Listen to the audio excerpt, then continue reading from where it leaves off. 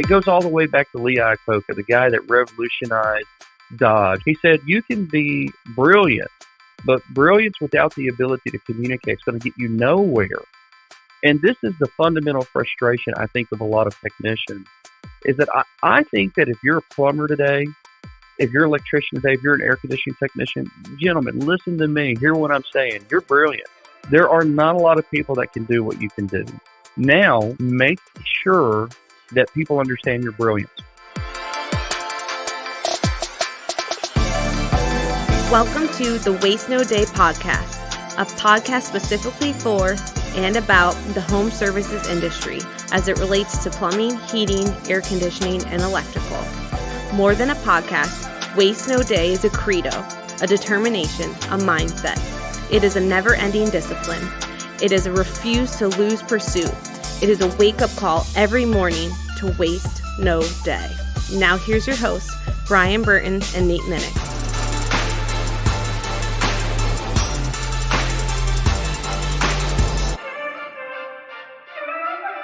Hey, welcome to another episode of the Waste No Day podcast. Your hosts, Nate and Brian, are hanging out with you again, and we are looking forward to bringing Mr. Todd Liles on the show today. That's right, he is joining us as Service Excellence Champion, and we are excited to bring him to the show, and the content that he has coming along with him is going to be great. But before we do that, we're going to break into a little bit of an introduction ourselves and turn to Brian for our quote. In a very general way, our society has fallen out of love with the skilled trades. Part of the problem is a myriad of myths and misconceptions that surround the jobs themselves. But the biggest cause is our stubborn belief that a 4-year degree is the best path for most people. Mike Rowe. Oh, you stole my thunder. Oh, I knew it. Who else, right? Yeah, I could tell it. Service excellence and our new friend who's here to talk about service excellence today is not necessarily about teaching kids the trades, but it's becoming more and more part of the trades. Like it's almost a branch of the trades, which is, communication, learning to speak to homeowners and communicate more effectively. It's almost ingraining itself into the skilled trades, particularly in a way that people who just get really good at a trade and not the communication piece see their income get literally dwarfed by the people who get decent at the trade, but also decent at communication. And I was just thinking about the 4-year degree thing, and, don't take it from me because I don't have a 4-year degree. I don't have a 4-day degree. I have a general education diploma that I got, 15 years after I dropped out of high school. So my GED degree did not take 4 years. It was like a 4-hour test that I took in Reading, Pennsylvania. But I don't, I don't subscribe to this idea that the 4-year degree is for everybody. I don't even think it's for most people. I don't even think it's for half the people, because most of the people I know in the trades and in my life are not the type of people who can sit in a classroom and effectively learn anything. But they are forced and funneled into that classroom, guilt tripped into that classroom by a society that most of the people who do the talking and are of influence are the kind of people who get a lot out of a classroom setting. And that's the gist of it and the majority of it. And, this is on the heels of some somewhat recent decisions to have the trades take part in paying off the college debt of a lot of people that aren't in the trades. And, however you feel about that is how you feel about that. But it pains me to see that a lot of that college debt was not used. It had no bearing on the person's career. How do I know? Because we have people here with college debt who don't do anything related to what they went to college for. Don't feel like they learned how to learn, quote unquote, or whatever that is. But they're often running in a great career, but they have or had college debt that had to be paid off because they felt like they were just supposed to go get a degree. And I like the fact that we have Todd Liles on from Service Excellence today, because, this Service Excellence is a course that you can take, and we don't promote one over another. I think that if you're in a place where you communicate with homeowners on a daily basis, I don't care if it's on the phone, going to the home, or even training technicians who do it, you should be involved in courses like this. You should be soaking up as much information as possible. I've always done it myself. There's never been a time when someone could say I promote this, but I don't do it. I'm a lifelong, nonstop learner of the art of communication and teacher of it. But I look at like what it costs to get these 4-year degrees, and I talked to some people here who had college debt and have college debt.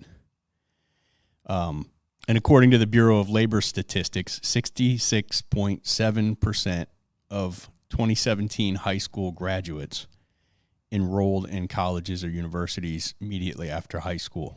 College tuition has never been more expensive. According to Business Insider, college tuition has grown by more than 260% since 1980. The average cost of tuition, room and board, and fees at a 4-year post-secondary institution in 1980 was $9,438. Today, it's $23,872. Wow. That's an average. Now, for me, looking at it, I just see it a little bit differently. This Back to the Future thinking that I've been teaching a lot in selling, and little 88-mile-an-hour DeLorean. Back to the Future was a big movie series when I was 20. Kid. Oh, how dare you? go ahead. So we've been talking about this, and I'm like, if you could take $24,000 and either give it to yourself, if you could give yourself $24,000 at the beginning of your career, would you take that $24,000 and go enroll in a university for the vast majority of degrees that you could get for that $24,000? What if you could take that same $24,000, get into a plumbing career, get into an HVAC or electrical career, take some of it and go put yourself through the Ultimate Technical Academy or Go Time University or one of these kind of sped up versions of trade school?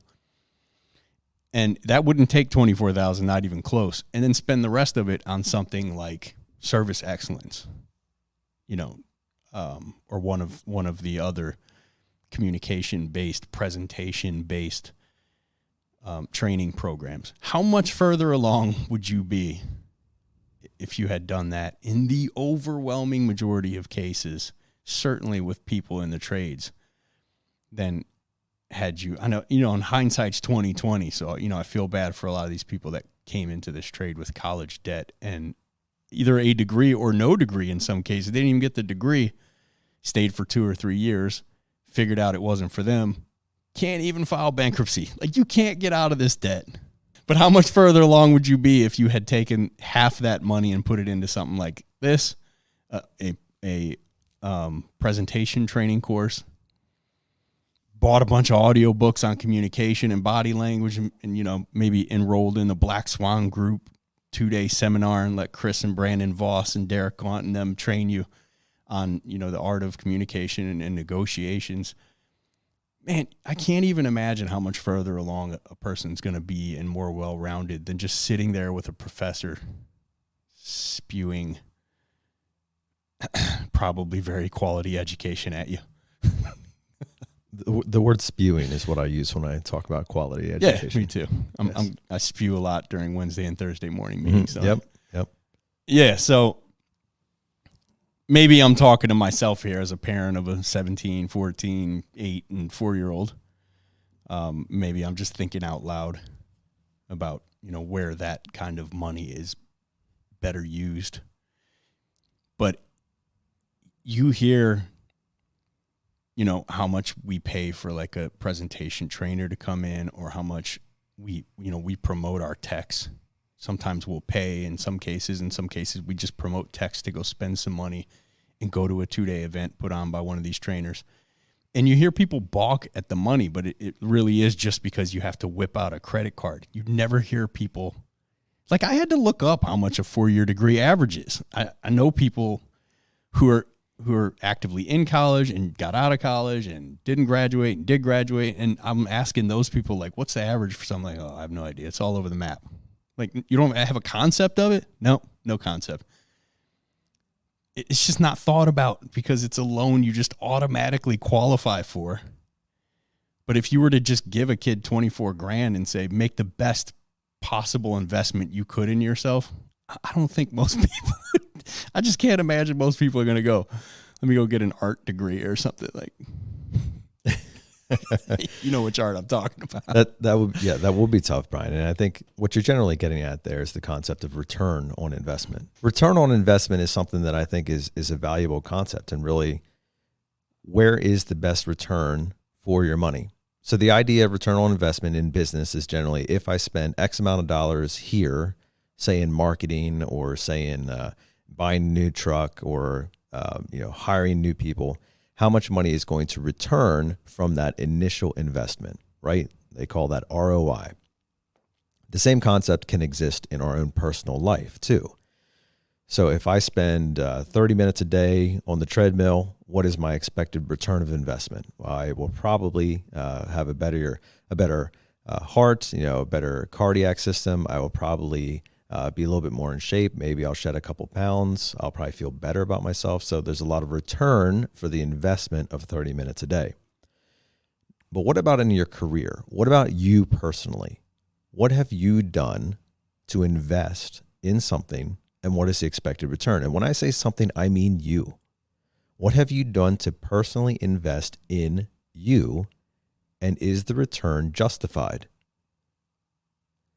So the answer to that question can come in a number of variations, right? So you can invest in tools, and there can be a good return on making sure the job is done right. Perhaps you can do the job faster. Certainly you can do the job with pride, etc. So there's a return there. You can invest in technical training. You can read over manuals. You can go to seminars. You can sit in on vendor showcases, those types of things. And you can learn more about the product, so you can be more of a revolutionary when it comes to standing in front of the client. You can just rattle off stats and you know exactly what's going on when you get there, and you can troubleshoot things a lot faster. And the return is you're more efficient, you're more proficient, you're more knowledgeable, and you're an expert in that particular item or field. But what Brian is asking about, and what we often talk about here, is the return on investment on personal training, communication, understanding the client, understanding yourself, understanding your words, understanding how all of those things tied together in the same conversation to make an impact on what you do. I think that's something that Todd is going to talk about today. But the question that I want to leave you with here as we kind of close down our intro is, what investment are you doing to personally make your communication better? And if you are making an investment, what returns are you seeing on it? Is it worth it? Or should you divert some of those funds elsewhere? Yeah. The question I want to leave everyone with is, if, according to Business Insider, the cost of tuition has gone up 260% since 1980, have expected wages when you get out of said college gone up 260%? I think the answer is no. But in the trades, the wages are on the rise, man. Boy, are they. Imagine what a master electrician, journeyman electrician, was making in 1980 versus what the average is. Dude, my grandfather was a one-man band electrician. I can't even imagine he was scratching at the wages of today's. Yeah. And now that this private equity game is off and running, and if you don't know too much about that, hit me up and I'll show you where to go to learn more about it. But there's more and more and more money coming into the trades, and more than that has ever been. And it seems to be getting bigger and bigger, not smaller and smaller. So this is a great time to be getting the next generation into the trades. And I just want to prompt everybody to spend some money on your education. Just make sure you know where it's going and what the return on that investment is supposed to be. It's never guaranteed with any type of education, but you can guarantee that if you're in the trades and you start getting better at communicating, your income's going to go up. You're going to become a better networker. And, you know, as what is it, Grant Cardone, who always says your network is your net worth. That's good. Gary Vee, maybe. Becoming a better communicator is going to open just all kinds of doors for you. Speaking of opening doors, that's what we're about to do right here as we put Mr. Todd Liles in your passenger seat.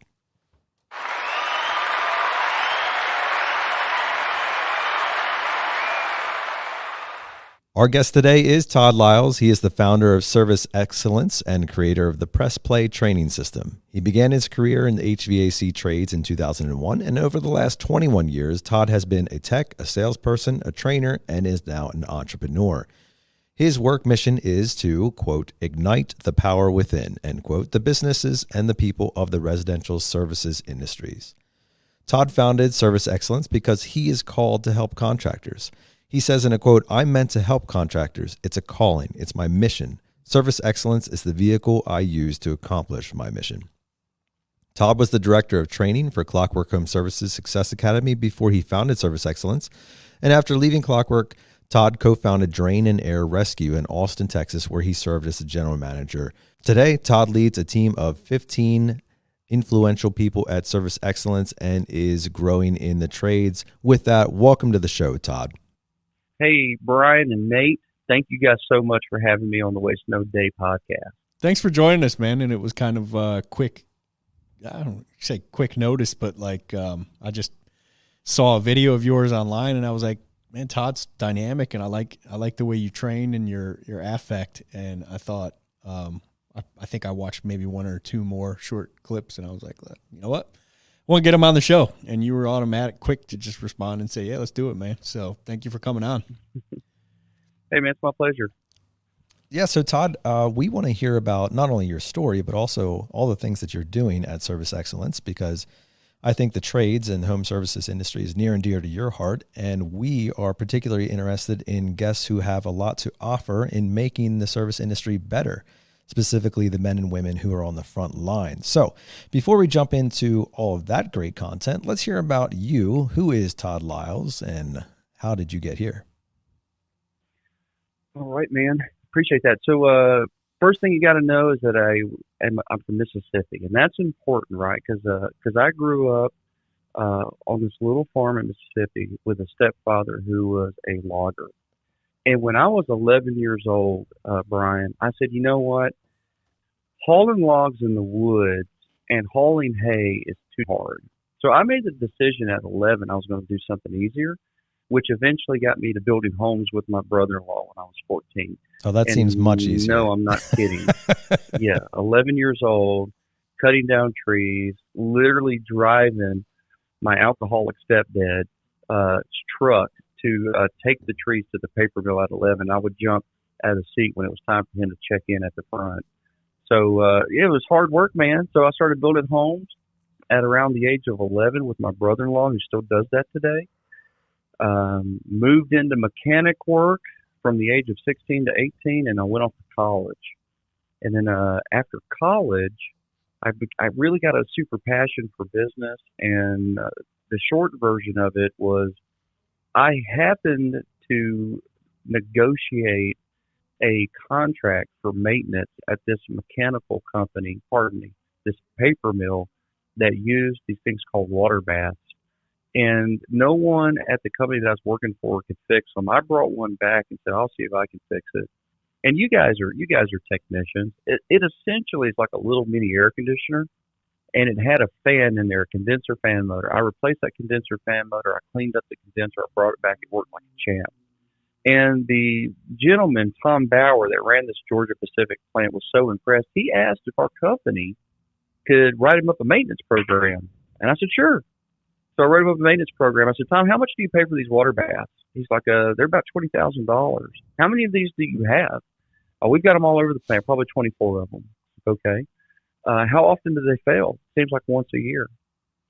similar type failures? Yeah, I think so. So I wrote a $24,000 maintenance agreement to essentially go in there and clean condensers and replace condenser fan motors when they failed. And I told that story to a guy named Mike Bellissimo, who owned a small air conditioning company in West Monroe, Louisiana. And he said, Todd, boy, you could sell air conditioning if you could do that. So I was like, all right, I'll give it a try. I felt like I was always a trades guy, a smart trades guy. So around the age of 21 or so, I started officially my career as an HVAC technician / marketing guy. It was a weird combination of doing both. And yeah, man. So what is this, 2022? So 21 years, half of my life or better has been in the profession of HVAC, plumbing, electrical, roofing, but really longer than that because, like I said, I was building homes when I was 14. Wow, that is quite a backstory.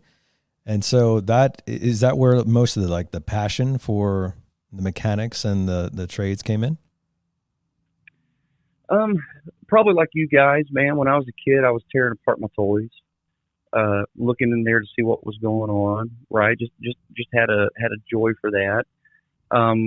But I think maybe a little bit of what was different about my background was where a lot of my buddies that were in trade school, who all were my best friends, right? All my best friends were the guys that were in trade school. A lot of those guys didn't look at school like a fun thing. It wasn't for them. And I know that a lot of technicians are kind of generally like that.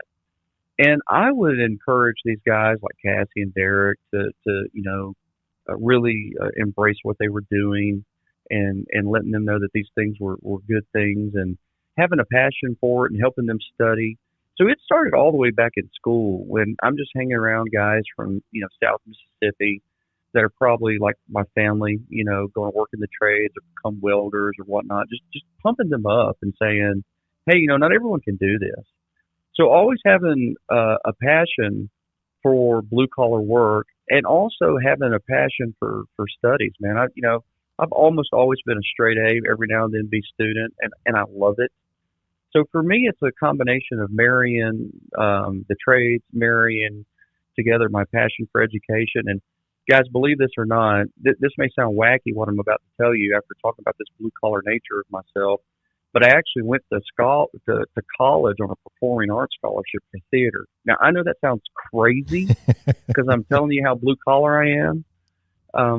But when I was 16, my mom kicked me out of my house because she came in one night and this was when my mom was going through a divorce with that stepdad that I was telling you about.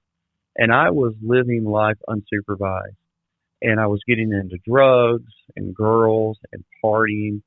And she came in one night and I was laid out on the floor with a stereo next to my head, blaring as loud as it could go. I couldn't hear it. I was drunk or hungover or whatever. She didn't know what to do with me, so she kicked me out of the house, and I had to go live with my father. And we all have these people in our life that mean a lot to us. My mom's one, my dad's one, but another person is a guy named Dan Obey, who I'm still friends with today. And Dan was the speech and debate professor. And in my mind, I was going to be a lawyer. We were learning about speech and debate. We were learning how to put together arguments. We were learning how to put together, conversations that had three strong points and an opener and a conclusion. And this was going to lead me down my road to being a lawyer. But when my mom kicked me out and I went to go live with my dad, the school that I went to didn't have a speech and debate program. But Dan Obey, this man went to the drama teacher, because Dan would do one drama event a year. He went to the drama teacher, Hogan Bramlett, who became another important person in my life. Said, Hogan, this kid is gifted. He's not going to do theater. He'll do speech and debate. But you can get him to do theater if you'll sponsor speech and debate. You can get him if you'll give him what he wants. Right? That's sales 101, isn't it? So she found me in the hallway, told me about the conversation, and said, if you will join our theater program, we need another male performer. I'll sponsor you in speech and debate. Brian and Nate, in the yearbook of 96 and 97, the speech and debate and the theater team, it's the same picture because it's the same people. But we were terrible at speech and debate, but we went on to win state. And then I went on to a national competition where I got recognized by a lot of schools, and it sent me on to performing arts scholarship. Wow. And yeah, so now I'm this kind of comes back to what we're doing here. You guys have said, "Oh, you're dynamic." Well, thank you. We can learn these skills, and believe it or not, while I don't tell technicians when I'm training them that some of the things that I'm teaching them are presentation skills that I learned in performing arts. For the technicians that are listening, guys, I'm going to tell you, the bigger the show, the bigger the dough, baby. And you've got to learn how to use your energy. You've got to learn how to use your body, your voice, your language, your tone, so that when you come across something, yeah, it's no big deal to you. Of course, you're a trained professional. You've got this. But it's probably a big deal to the average person. And being able to present your findings in a way that stimulates real urgency, not scare tactics. No, I'm not talking about that crap. We don't do that stuff here. We don't make stuff up. We don't scare people for the sake of scaring them. But I'm talking about, like, they got a problem they should take care of. On the plumbing side, they got pipes that are leaking. This is a big deal. But if you slough it off and make it out like it's not a big thing, well, you're going to do a little spot repair here, and then 2 months down the road, their house is going to flood. Shame on you, plumber. Shame on you.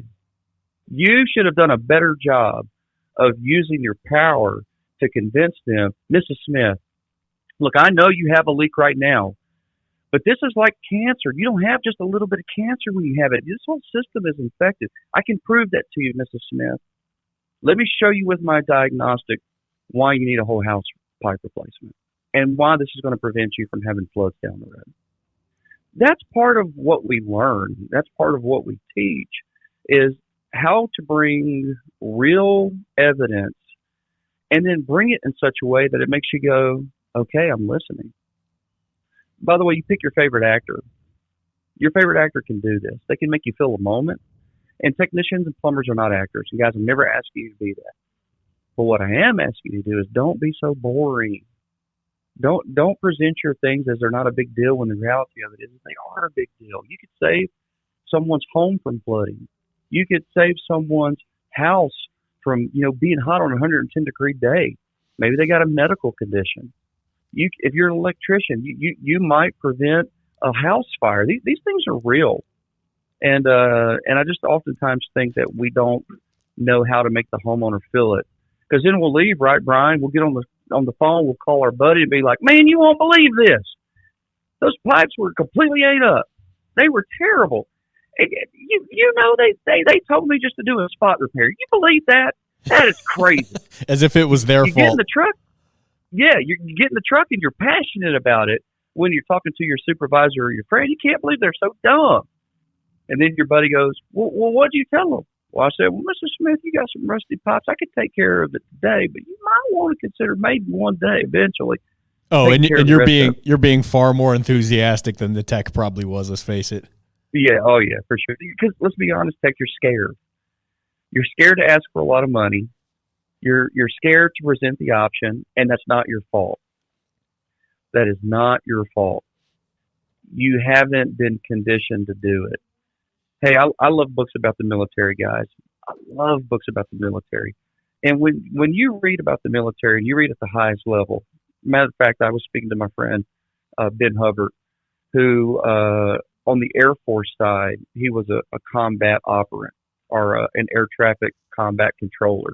In essence, it's the Air Force's equivalency of a Navy SEAL. It's the Army's equivalency of a Ranger.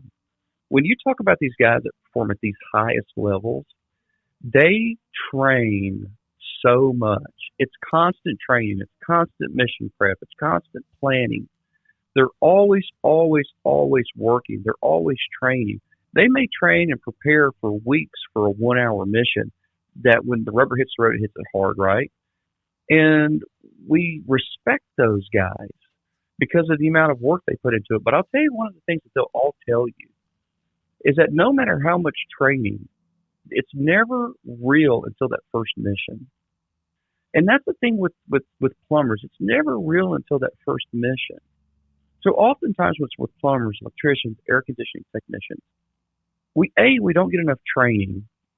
And then B, when it becomes mission critical and we go out there and we execute on it, there isn't necessarily someone that's right there sitting beside us, right? It's not like a SEAL team where there's 6 of you. You can't hide behind your mistakes when there's 5 other eyes or 5 other people looking at you, right? You're part of a team. But we do these things in solo operations. We can have our best successes and we can have our worst mistakes and never tell anyone about it if we're not being honest with ourselves. So oftentimes, and I know I've been here, guys, and I'm not telling you anything that I haven't lived through. I've been in your shoes. And I know that we can tell ourselves lies. We can convince ourselves it's not us, it's someone else. But at the end of the day, in every position in life, we got to accept responsibility for our successes and our failures, and stop telling ourselves lies and just step up to the table and go, well, you know what? If I'm going to have to learn a presentation skill, then I'm going to learn it, because I can get to the end of my career and retire wealthy as a plumber, electrician, and HVAC tech. And yes, you can. You absolutely can, technicians. You should be earning 6 figures. Every single person listening to this podcast should be earning 6 figures or more. And you can get to the end of your career having done that, having invested, having looked back and go, man, I love this career. It was awesome. It took care of me. I took care of it. Or you can get to the end of your career and say, man, my back is broken. I'm broken. I got nothing to show for it. And I'm going to tell you, that is up to you. You can't put that crap on your owner. You can't put that crap on your manager. You can't put that crap on the client, because they got a problem. They called you. That's up to you. You're going to learn to operate, or you're going to learn to fail. I love it, Todd. I better get back to you guys for a minute. I can tell we're already going to have way too much content to cover in today's episode, but let's try for it anyway. So I want to go back Hold on. Let's not gloss over. What'd you say? You're going to learn to? Or you're going to learn to fail. Love it. Green and growing, or brown and dying? Isn't it always the case? It's always the case. I look outside right now. Grass is green and growing. As soon as that rain stops coming, it's brown and dying. It doesn't just stand still. You got to be growing, and you got to be willing to put aside your ego and just try something, man. And you're going to be scared. It's totally cool, man. Recognizing that you have fear in moments when you're trying something new is totally normal. Just put aside the ego and go, hey, this guy taught me this technique today. I'm going to give it a try. I learned today that most people give me an objection, or they give me a no the first time I ask, because that's what they have been conditioned to do as buyers when it's uncomfortable. So I need to ask again. I need to find another way that's going to be uncomfortable for me. And being uncomfortable is not about doing the wrong thing. And I think that's what a lot of times it goes back to that lie we tell ourselves, which is the reality of it is to ask this client to do business with me, or for me to get better at my skills, or for me to get better at objection handling, is uncomfortable. So it's a whole lot easier to say the client sucks than it is to get uncomfortable and become better. So you got to become better. That's a great point, Todd. And one of the ways that you were talking there at the beginning was becoming better through developing your presentation. And that's the emphasis of how you're saying things, what you're saying, and the dynamic of the conversation itself. So you had mentioned that you don't expect plumbers, electricians, and HVAC techs to become actors. And, I was going to ask you that question because despite, popular belief and what my looks like, I do match a lot of qualities of Tom Cruise, but not the acting piece. The short part for sure. Got it. The looks and probably the money. Somewhat high pitched voice. Yes. Thank you, Brian. Nasally drone. Yes. Despite all of those similarities, I'm not much of an actor. And so if I'm a technician listening to this, I'm going to guess quite a few of them, perhaps maybe all of them, do not have a performing arts degree or any of that classical training. So if that's the place that we're going to start, how do we convince a bunch of, let's just say rough and tumble fellas who are more about turning gears than they are about octaves? How do we convince that it's worth expending the energy in that area to get better? Yeah, you got to know the why. And that's what you're talking about. And I want to talk to you about the why. And then I want to give you some how, because it's a little bit of both, okay? First of all, we've all got the energy. We do, and we've all had the energy at different points in time. Every single one of us has walked on to a scene at some point in our early career that whether it was flooding or danger, whatever, we walked into something that's made us go, oh my gosh, right? And we had that welling up of emotion that was like, this is nuts.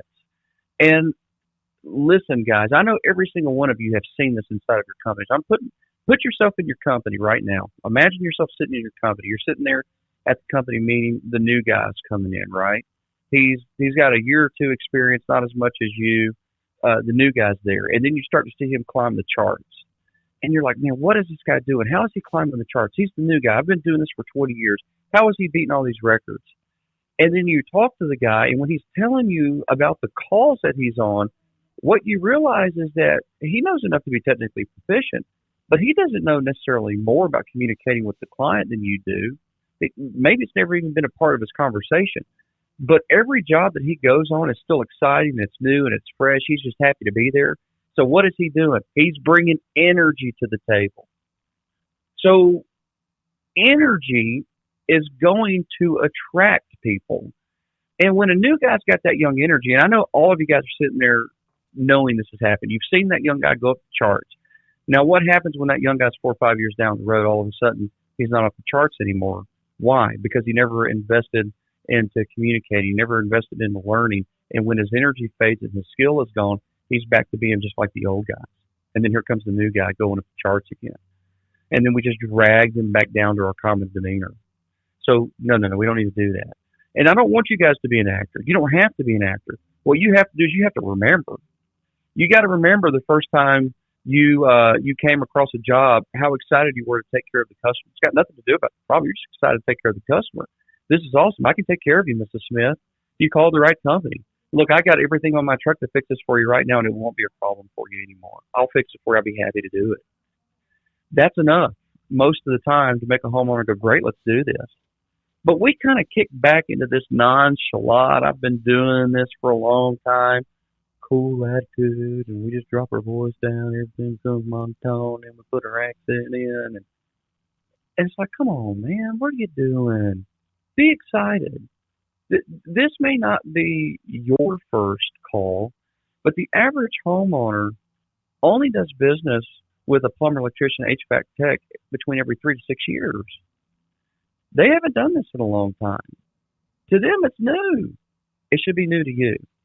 Now, I kind of jumped in a little bit of the why there, not or the how, not necessarily the why. Well, let's go over this part is definitely, well, I mean, personally, my favorite part is the whole presentation part. I mean, it's what, I was in a plumbing career for years as a third generation plumber before I got to an organization, was fortunate enough to get to an organization that promoted selling and a professional presentation, and left there and went and just on my mentor's advice, went and tried to sell timeshares in Las Vegas, because he's like, if you really want to keep learning to sell, that's probably your next step, because that's where you'll really hone some selling skills.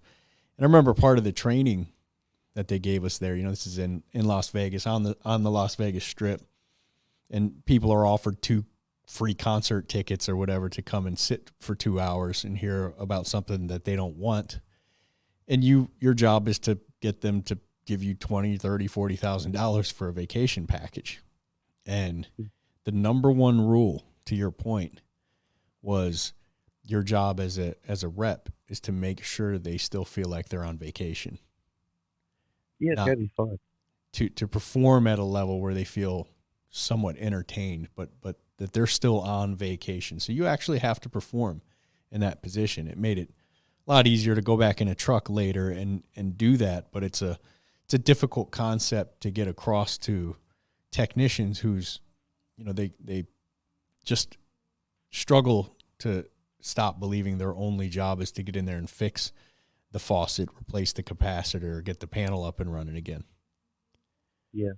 It kind of goes back to the scientific study where you break down the different portions of communication. And when you look at the different portions of communication, and I might get this a little off, but I think it's like 58 or 57% is just purely the words that we speak. let me scratch that. That's 7. It's the other way around, right? So it's like 7%, thank you, is like the words that we speak. So that'd be like the AKA the script, or it's what you got to say as a plumber. And then when we begin to look at the other portions of it, like 85% ends up getting wrapped up in our body language and our tone of voice. It is much more about how we say it with energy and expression than what we said. So what a lot of plumbers realize, and they know this, electricians and air conditioning techs as well, and it's so frustrating to them, is that no one is listening to what they're saying. Of course they're not, because it's how you're saying it. And if you want to get down to the why you got to do this, it goes all the way back to Lee Iacocca, the guy that revolutionized Dodge, the guy that I believe was the inventor of the first Mustang. Then he became the CEO of Dodge, turned them back around, made them a viable company. He said, you can be brilliant, but brilliance without the ability to communicate is going to get you nowhere. And this is the fundamental frustration, I think, of a lot of technicians, is that I think that if you're a plumber today, if you're an electrician today, if you're an air conditioning technician, gentlemen, listen to me. Hear what I'm saying. You're brilliant. There are not a lot of people that can do what you can do. You have high-level skills. You have earned the right to call yourself an electrician, a plumber, an air conditioning technician. Be proud of that. Now, make sure that people understand your brilliance. You know, one of the things that we see, and guys, I don't know if you realize this or not, but we're a company of 16, and we do over 10,000 one-on-one training sessions a year. That's not an exaggeration. That is a fact. And when we're working with, plumbers, electricians, whatnot, and we're going over language, some of the things that we have to help them with is that when they're presenting options, they'll say things like, Mrs. Smith, if we take a look at this, we could fix it. If you want to do it right now, we could do it, but we could do it later. And then when they come out of the role play, we're like, we could do it later. Remind me what this repair is. Would you tell me what it is? Oh, it's a pipe that's leaking. Where is it leaking? It's leaking at the floorboards. We could do it later. Later? We could do it at any time. Really? I'm like, but come on. The way you're presenting that is you're saying to the homeowner, it's not a big deal. You're saying it's leaking. It's a big deal. It's going to damage their home. Well, I don't want to scare them. Well, I mean, I don't want my kids to take up, drugs and bad habits either. And if I got to put a little bit of fear in them to make sure they don't do the wrong thing, I'll do that.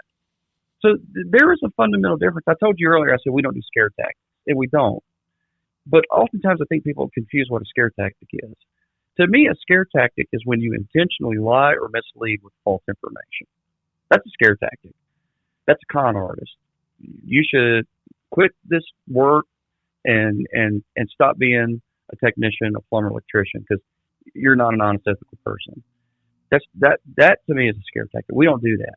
But if we say to someone, if I'm a doctor and I say to someone, hey, look, Brian, you got to quit smoking.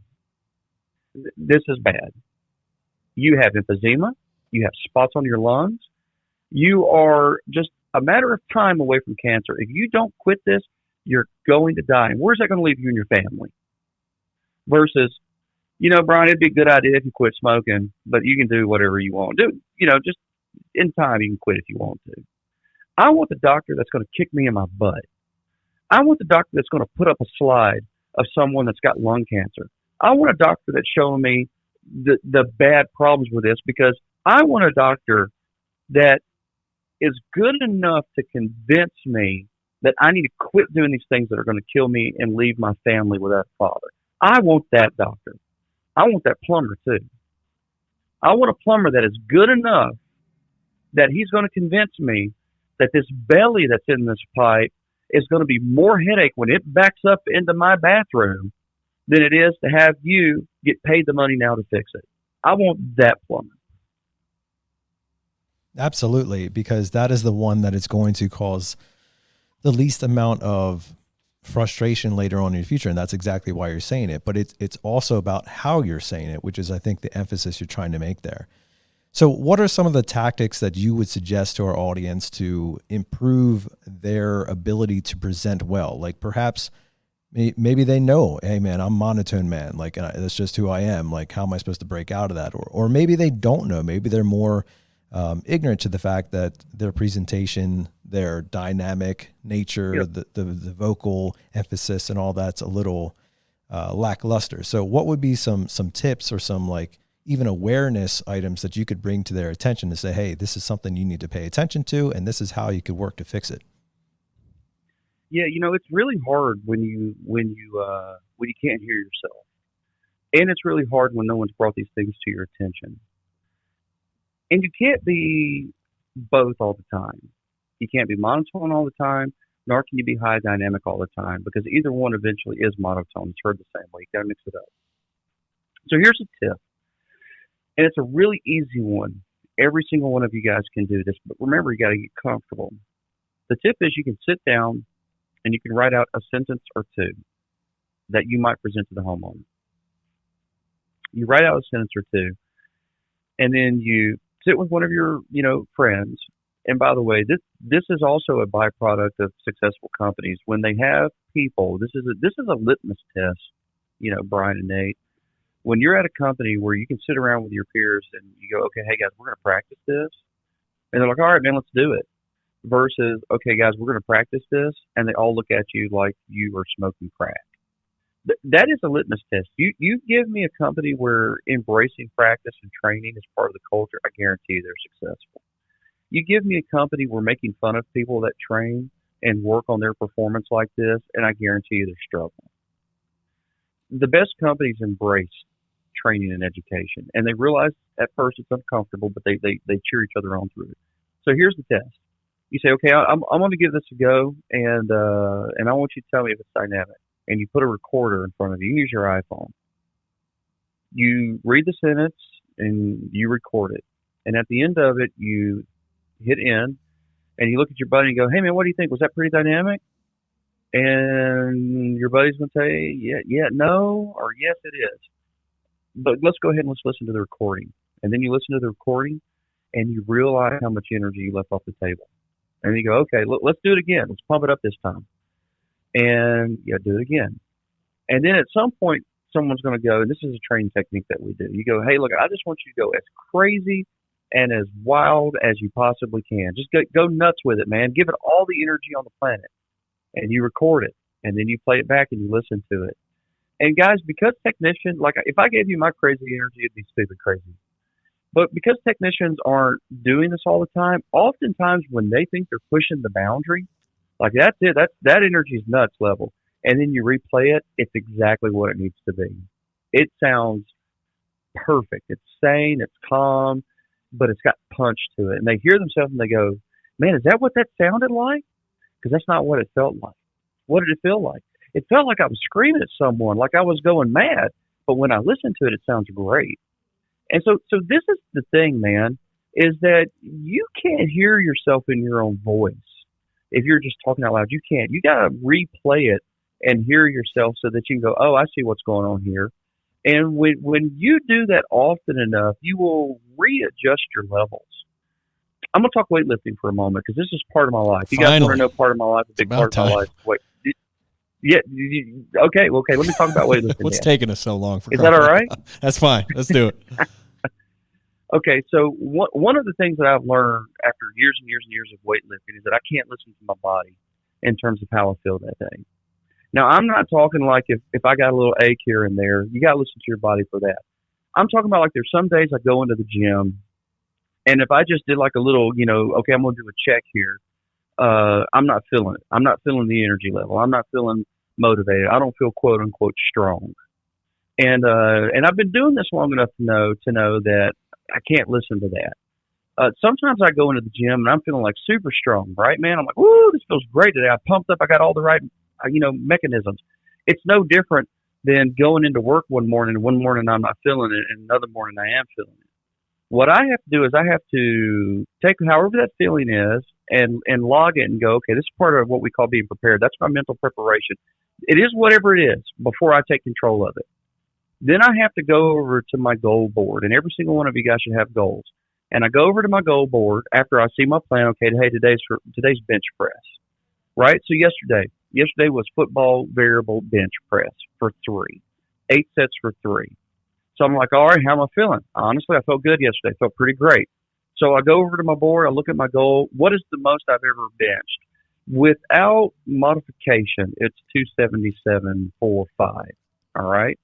When I say modification, I mean putting chains, putting bands, mixing it up a little bit.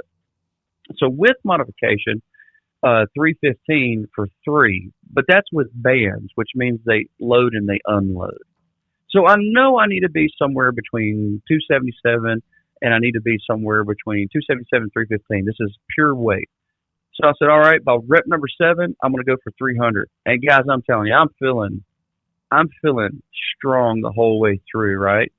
So I get on rep 300 or set 300, and I put it up one time, and I go to put it up the second time, and I didn't have it.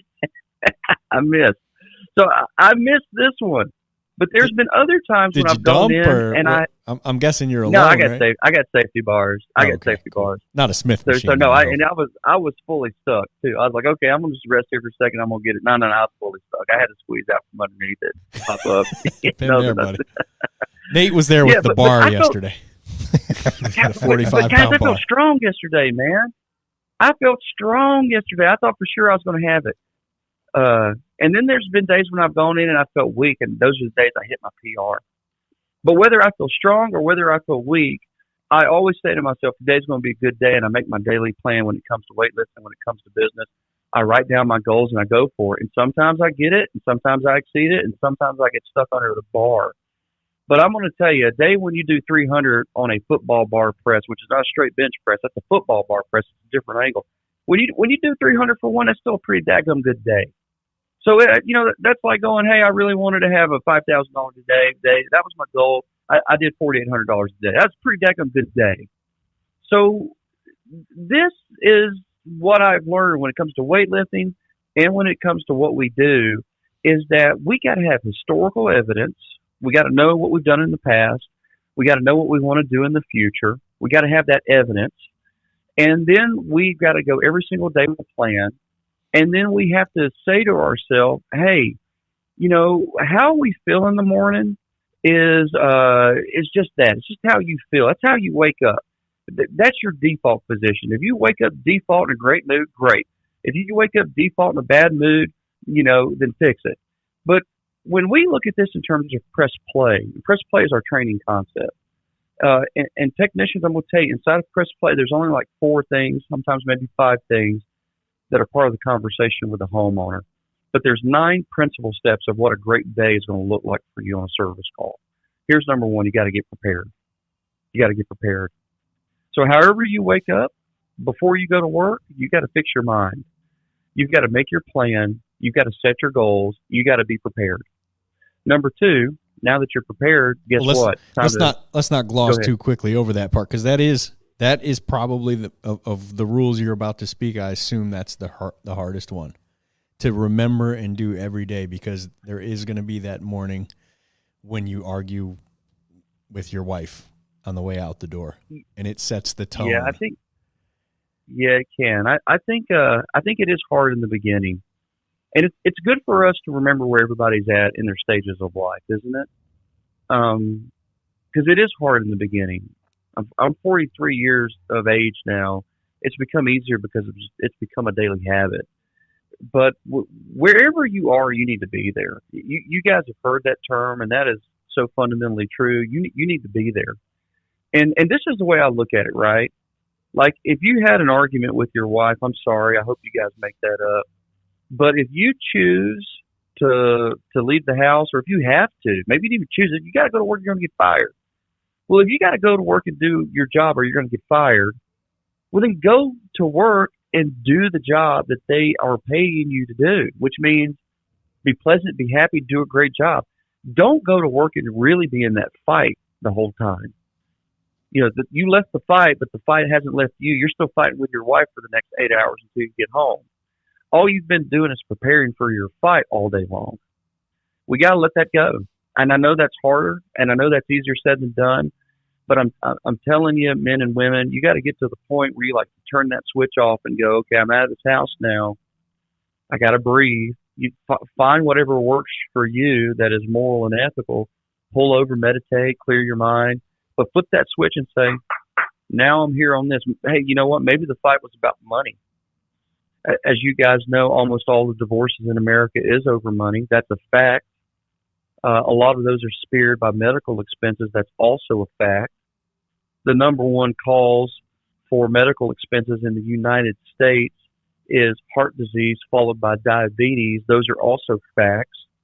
How we treat our body and our mind causes those number one things. So maybe your fight was about money because you had a medical bill because your health is bad. That sucks. Fix it. It's your life. Start by going out there and getting your mind right and saying, okay, you know what? This is my opportunity. This is my day. I'm going to correct this. I'm going to do everything in my power, because when I go see this client doesn't know all the stuff that's going on, and this client's probably got her own crap going on. I'm going to go in here and make this client have a great day. I'm going to go resolve their problems. I'm going to be professional. I'm going to find a way to bond with them. I'm not going to be thinking about, the problems that I have at home. I'm not going to be thinking about my medical bills, because when I'm thinking about my medical bills, the client's going to sense that. She's going to think I'm just trying to get her money to pay my medical bills. No, I'm going to go in there and I'm going to find the problem that the client has. It's going to be all about this client.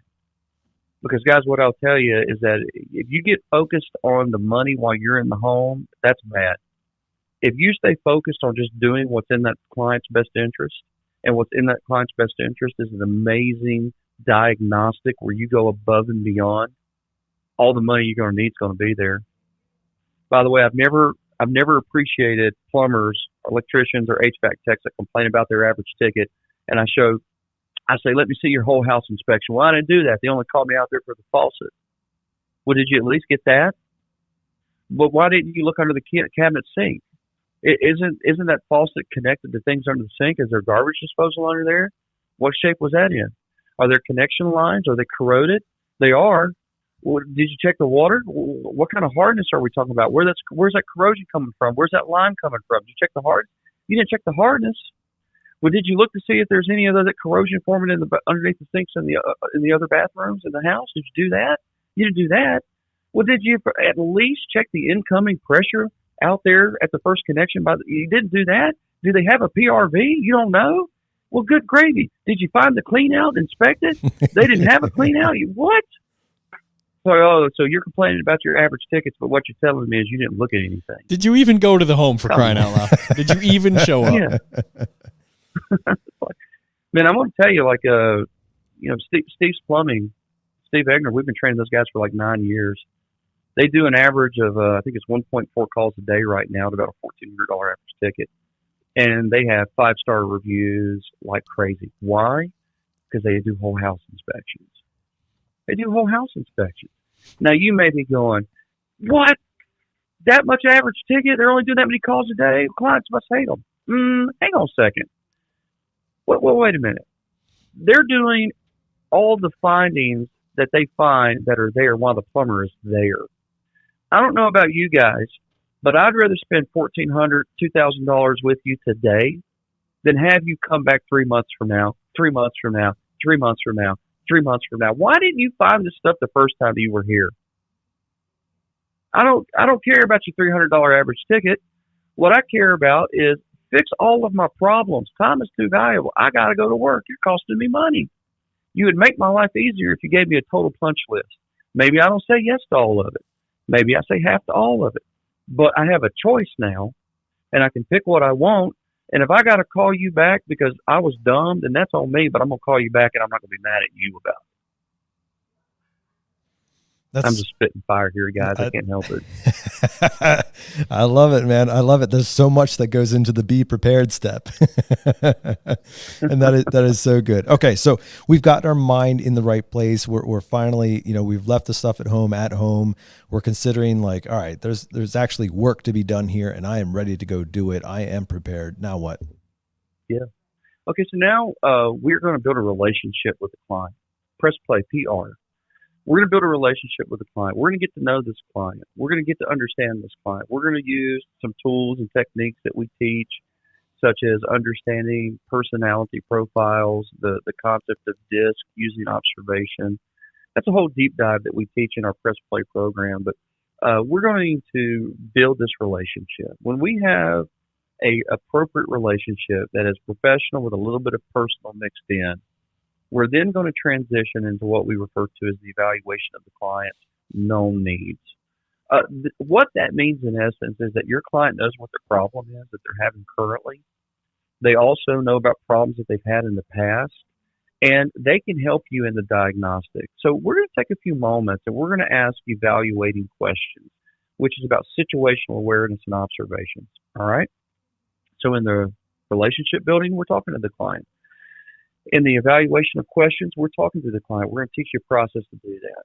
The S that comes next is settling the client's fear. And when we talk about settling the client's fear, we know that the client has questions about your ability and your company's ability or reputation to do the work, also sometimes known as credibility. We know they have questions about that. We know that they have questions about what this process is going to look like. We like to refer to that as the agenda. What are the steps? What should they expect? And we know that they have questions about price, which is how will they be billed? How will they pay for their services? What should they expect will be done automatically? What will be presented as options?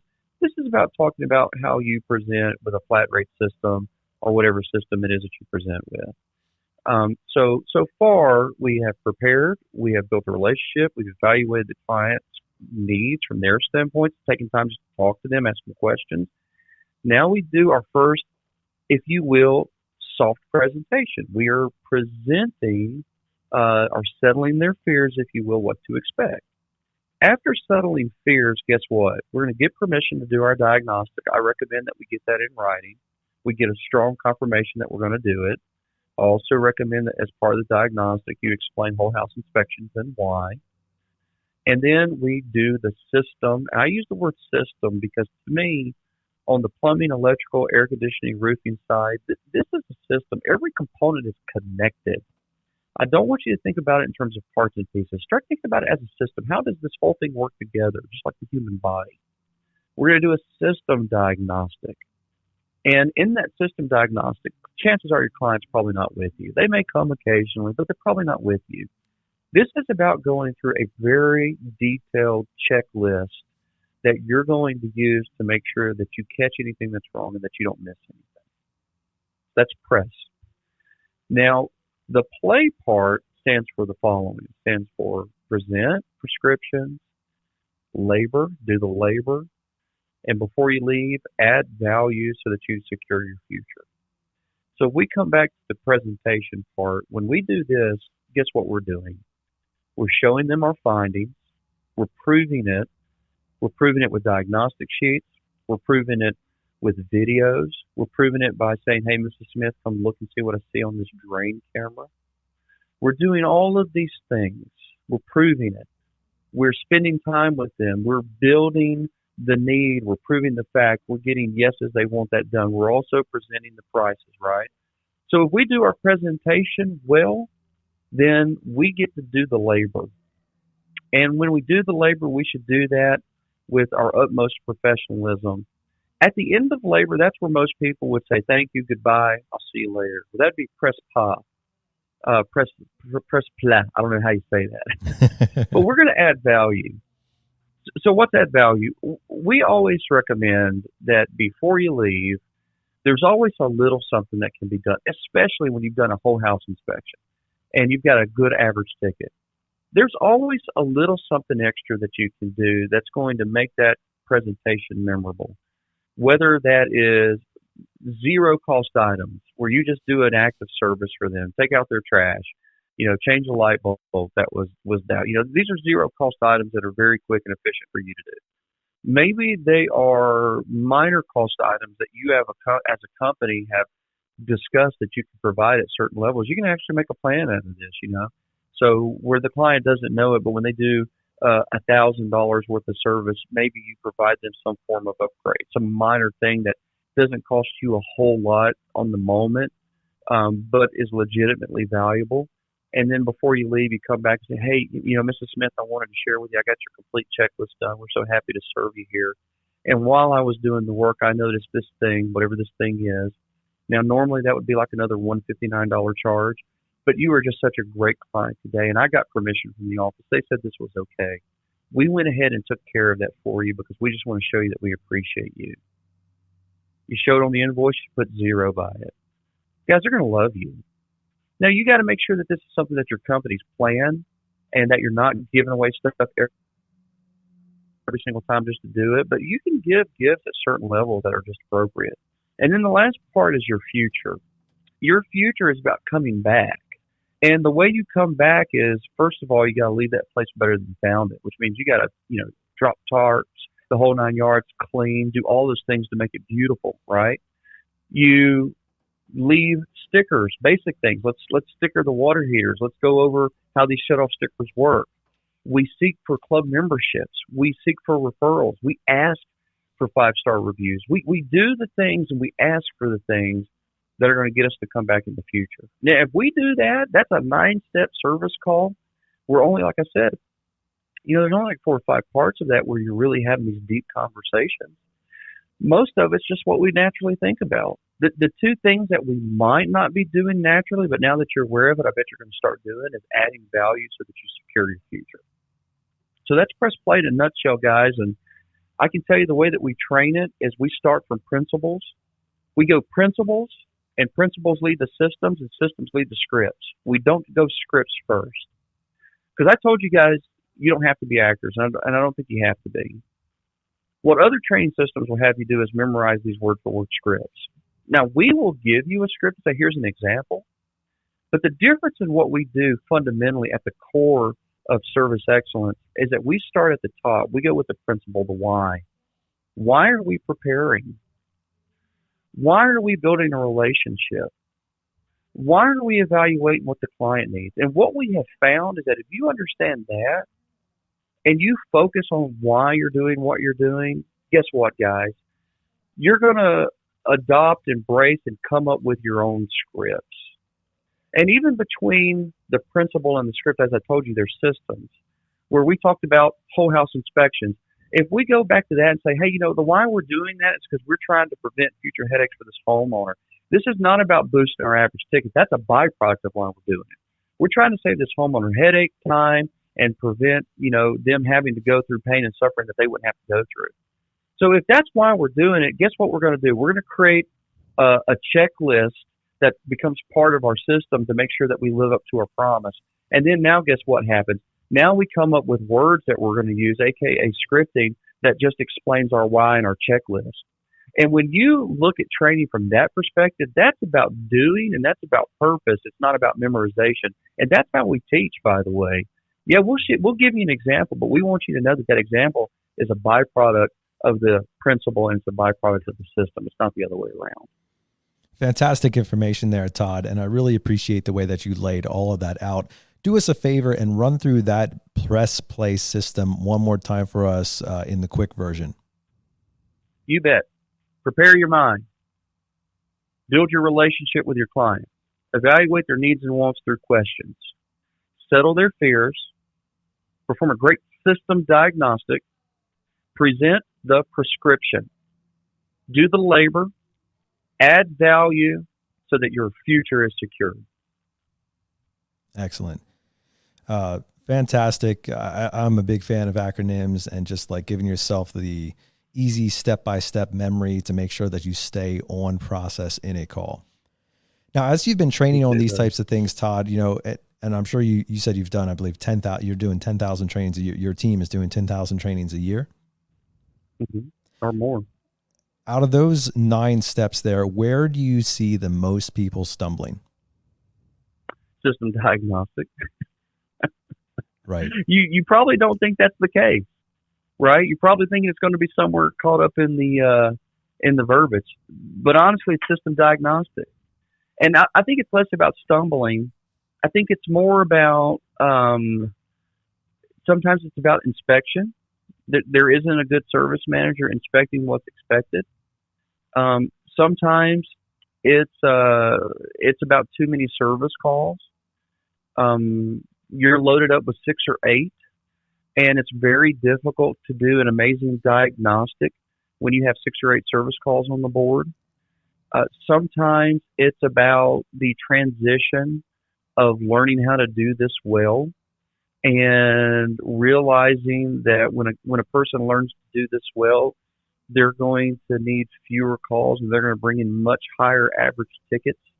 But before that happens, their ticket may be the same while they do fewer because they've got to learn this process. But frankly, it's the system diagnostic. It's the failure to really do whole house inspections from top to bottom because let's be frank, that looks like sometimes an hour, sometimes more of pure investigation work that if not set up properly, service managers don't understand it, and then they put pressure on technicians to rush through it. And if not understand why the technician should do it, they don't explain it well to the homeowner, so they feel the pressure just to address the one thing that's there and nothing else. So it's system diagnostic every time is where people get stuck. I mean, isn't that ironic? Which isn't even language. Like, right, because you're talking to HVAC techs, plumbers, and electricians. This is supposed to be the piece that is, the by nature of the job, the system diagnosis.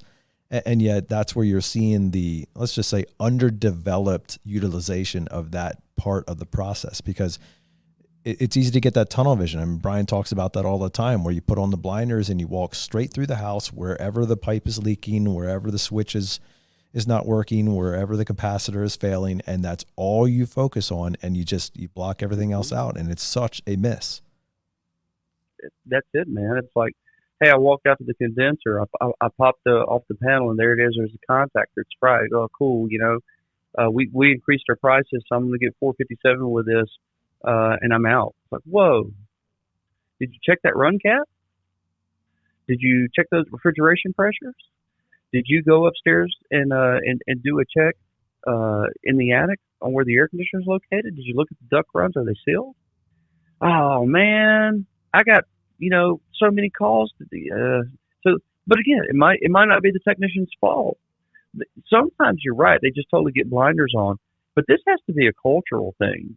This has to be a service manager that embraces the fact that even when we're busy, if we're going to do this and do this right, then we have to provide a certain amount of system inspection. And by the way, there are ways that you can make certain executive decisions on it. And I'm going to give you an example of what I mean by that.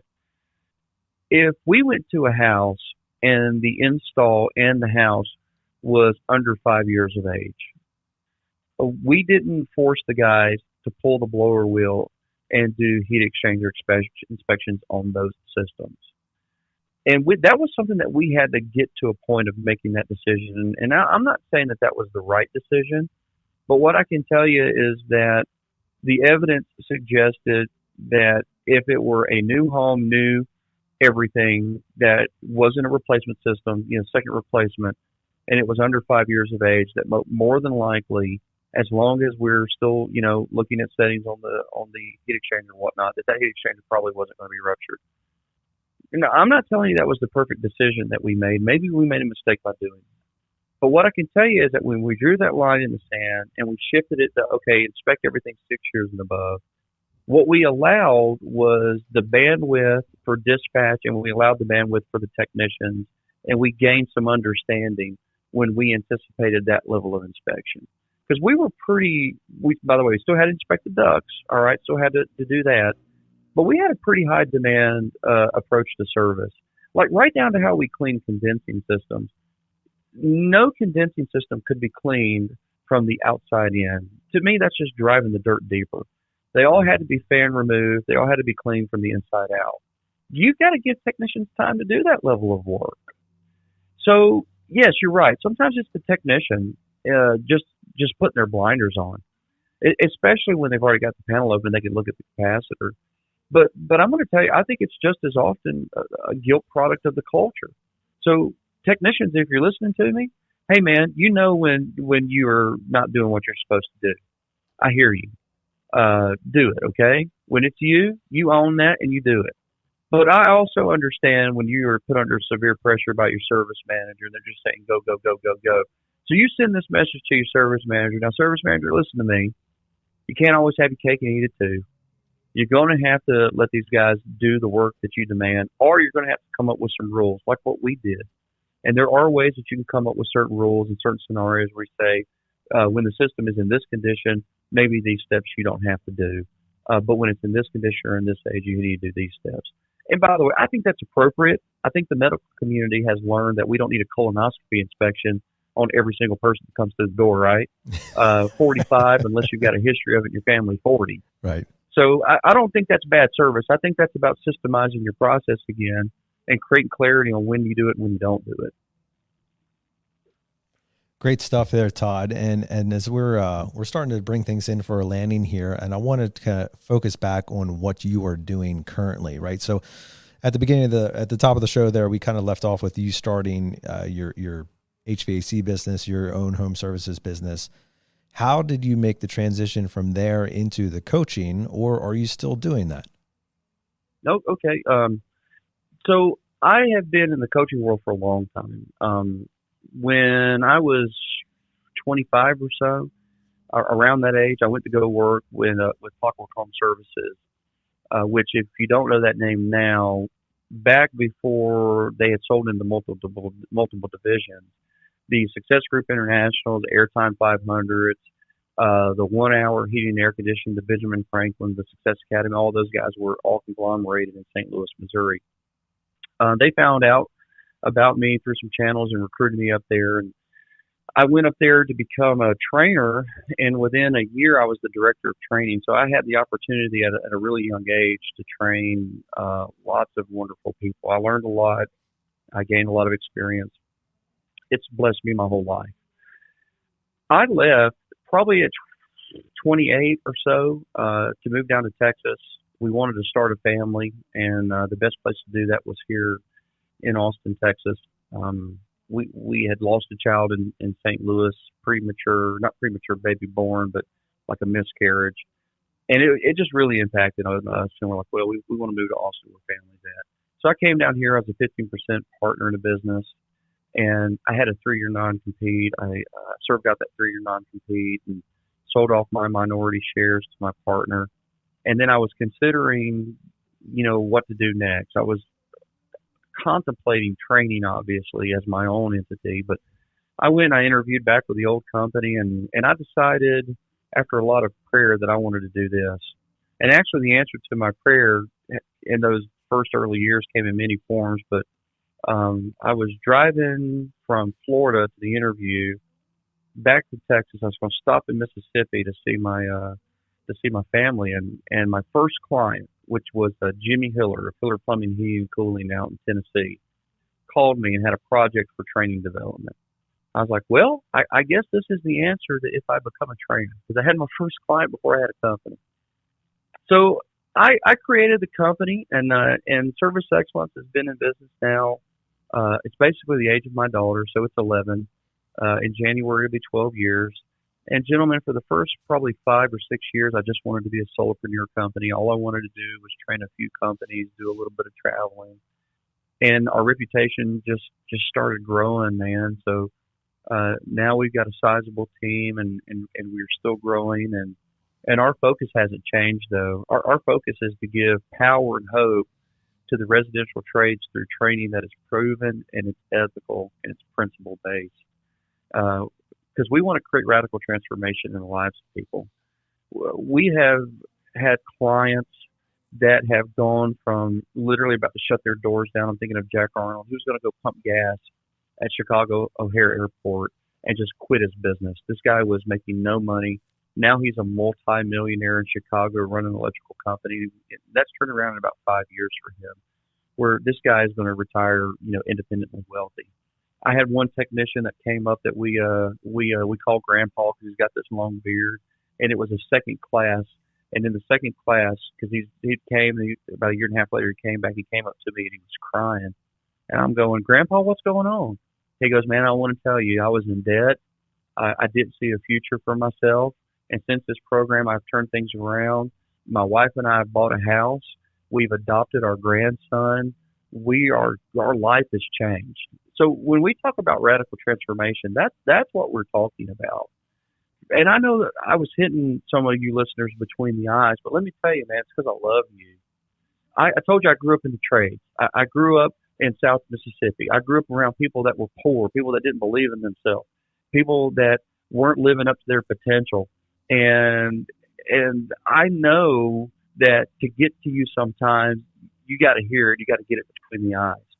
So if that's what it takes to give you hope, if that's what it takes to give you power, if that's what it takes to make you have a life that can be radically transformed, then we're going to do that. And if we're not doing that, we're not radically transforming your life, then we got to get better, because that's what we want to do. We want to take you from being broke. We want to take you from being in debt. We want to take you from being frustrated. We want to get you up to where you should be. We want to get you on that six-figure income area and beyond. If you're an owner, we want you to be millionaires, right? If you're sitting out here as a plumber, man, you need to be making $150,000, $200,000 a year. And that's not going to happen because someone's going to give you a pay raise. That's going to happen because you gave yourself a pay raise because you learned how to do this trade. And that's what we want to do, man. We want to help guys get there.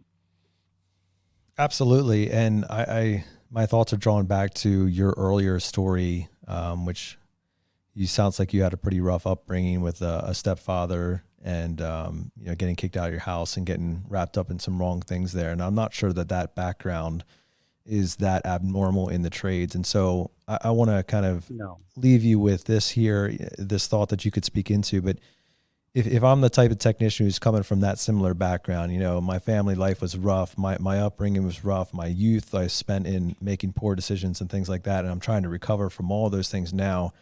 How do I get the same success that you did? Is that a mindset shift, or did somebody speak into your life and the light bulb finally went off, or are you a self-made man, or what happened? Yeah, no one is self-made. No one is self-made. By the way, we did a pretty big survey of our clients, and we asked the question, how many of you guys came from a broken home? 75+%. Wow. I think that's pretty common. I think most of us come from broken homes, come from abuse, come from divorces, whatnot. And a lot of times we repeat those patterns, right? It happens.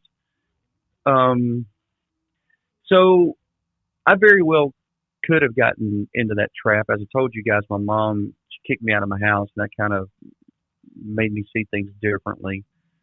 But this is what I want to tell you, and this is something that you need to hear, because you might not be able to believe this, but it's true. So first of all, let me tell you that when I started this, it was no bed of roses. I had a little bit of money left over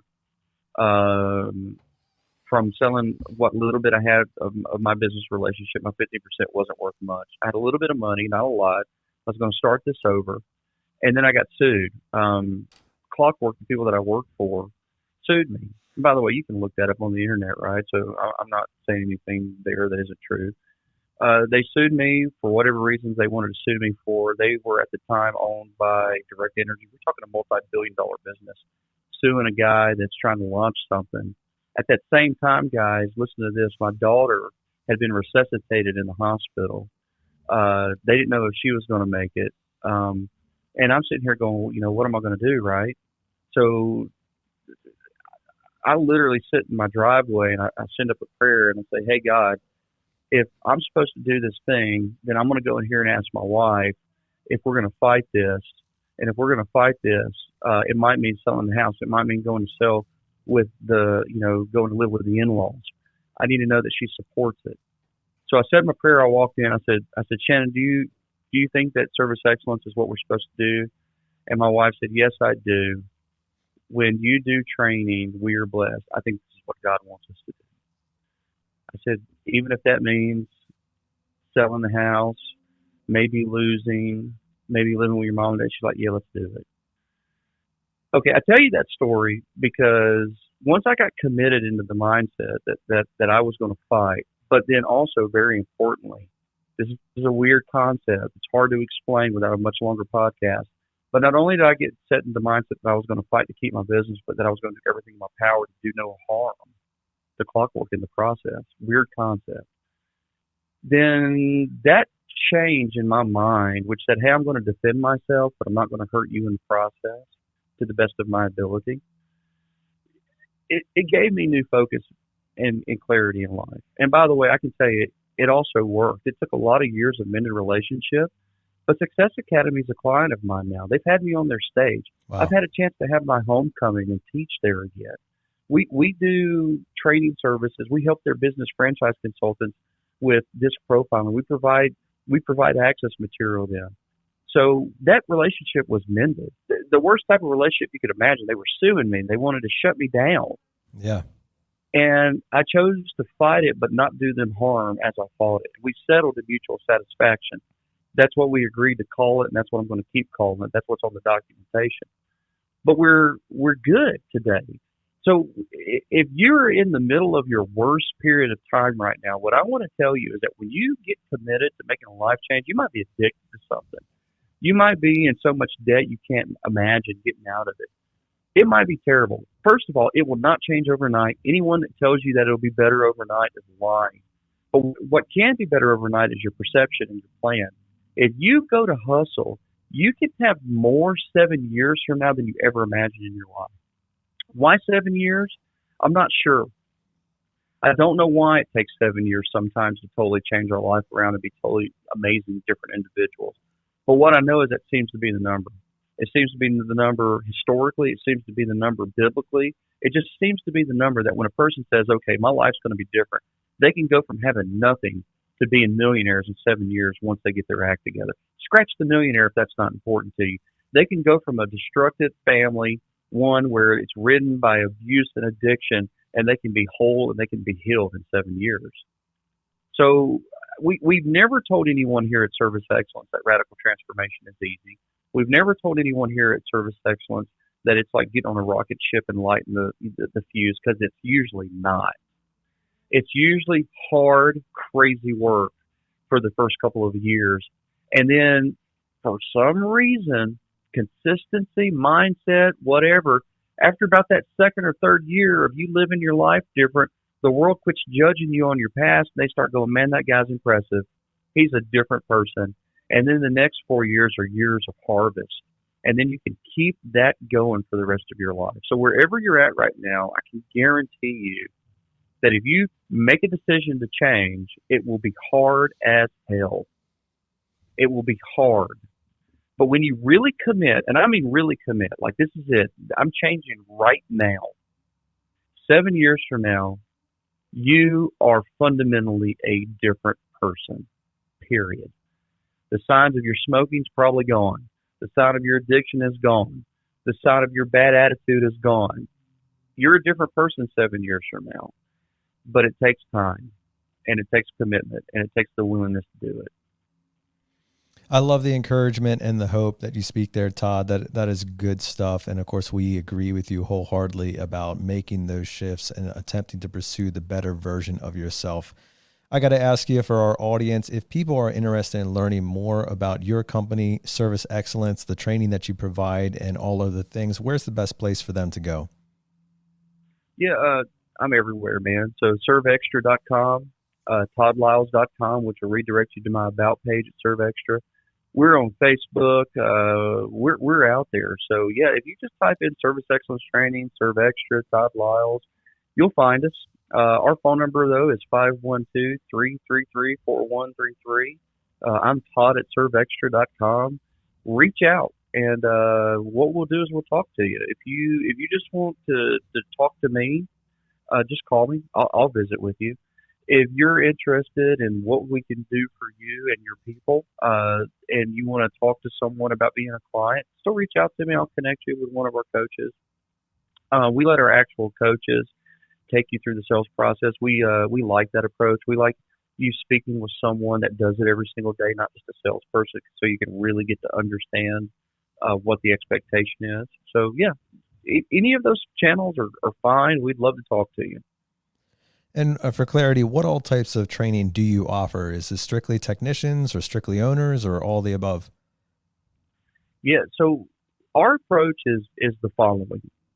When we work with a company, we're going to build a strategy out for them at minimum 3 years. We want to build you out a 3-year plan that goes right down to the daily things you got to do from a budgetary standpoint. It ties in your vision, your mission, your purpose, where you can help you get clarity on your core values. All of these hard things that you hear pouring out of me, we're going to have you define that in your company so that you can start pouring that into your people. Once we have your strategic plan, then what we're going to do is we're going to begin to make sure that we're building up the leaders in your organization. That's the owners, that's the managers. From the leaders of the organization, we're going to build up the CSRs, we're going to build up your sales force, and we're going to build up your technicians. All of our training is customer service, our soft sales, and leadership training. We're not doing the technical let's turn the wrenches training yet. And then after we are doing that, the fourth part of our business model is extreme accountability. We're going to hold you accountable to your plan. We're going to help you stay accountable to your plan. We're your partner in that by utilizing metrics. We're going to be looking at your P&Ls. We're going to be looking at your production by technician. And we're going to be just constantly rinsing and repeating. Let's go back to number one. Are we on plan? Let's go back to number two. Are you growing as a leader? Let's go back to number three. Are you growing as an individual in your position? Let's go back to number four. Are we holding each other accountable? Now, that is what we refer to as our business ignition program. And we've got multiple levels in that program. So what we really know is that for a company to be able to come in and make it make sense, for those programs at the minimum level, they probably need to be doing about $1 million a year. If you're doing about $1 million a year, we're going to be able to, right out of the gate, do some simple things that's going to more than pay for our services. We won't even be a cost to you. We'll help you, plug that in into margins and pricing to where we're basically going to be free. So I want to stress that if you're doing about $1 million, you can make this happen.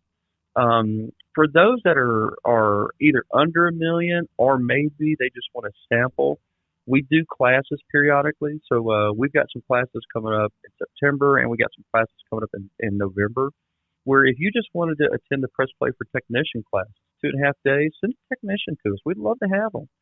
Technician, electrician, plumbers, any of them, it doesn't matter.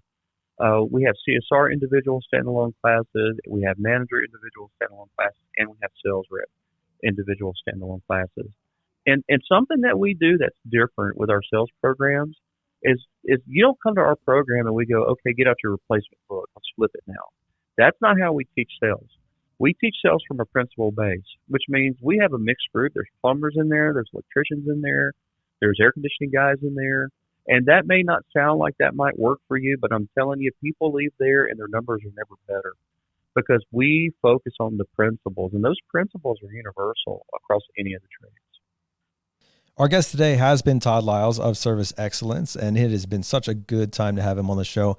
Thanks so much for the information, Todd. You brought so much good content to us, and I know there is so much more behind. Make sure you check him out on the social media and website channels that he provided, or the phone number and email that he also listed. It's been so good, Todd. And as we wrap up here, I want you to take us out with your passion for the home services industry, as we have an upcoming generation that are finally deciding to get into it. What is your passion for the technicians in the field right now for them to turn into the best version of themselves? Guys, there's never been a better time to be getting into the trades. Brian and Nate can tell you, and we've experienced this. When we got started talking to guys like you 20 years ago about this amazing opportunity, we knew that we were dreaming for the future. Today it exists, especially as this economy is changing. If you have skilled labor and if you're considering becoming a tradesperson, you are going to get to write your own ticket. I guarantee you, I promise you that six-figure high-income earners that are not nailed down to a cubicle is the now and will continue to be the future of the trades. If you're in the trades right now, or if you're coming into the trades, you are doing something that is going to provide you and your family with job security for the rest of your life. Congratulations on making this decision. And if you're in the trades and you're not getting where you want to be, then just step up the game, because I'm going to guarantee you the young guys that are going to come in, they're going to embrace this information and they're going to do it. If you've been doing this for 20 years, it's time for you to do it now. It's never too late to change. Let's embrace it. Let's go. Awesome stuff. Thanks so much for being with us, Todd. We really appreciate it. My pleasure. You guys take care. Hey, that's a wrap for this podcast with Todd. We hope that you enjoyed hearing from him, and man, did he have a ton of great content to bring to the table today. I hope that you enjoyed his episode. Make sure that you do check him out because he does have so much content. I know that he puts a lot of content for free out on his social media channels.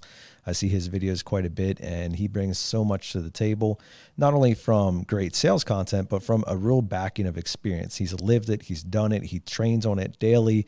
This is real stuff here, and I think there's so much opportunity to take advantage of with his materials.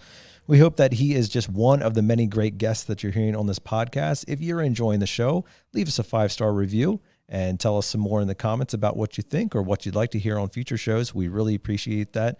Share this podcast or others like it to people who you think could benefit from it and basically get the word out. We sure love to have more of an influence of positivity and just impact building into the trades. We hope that you are finding yourself a new gear this Monday morning or whenever you're choosing to listen to it. We hope that you're finding yourself a new version to be challenging yourself with. And we hope that you are always choosing to wake up every single morning and waste no day.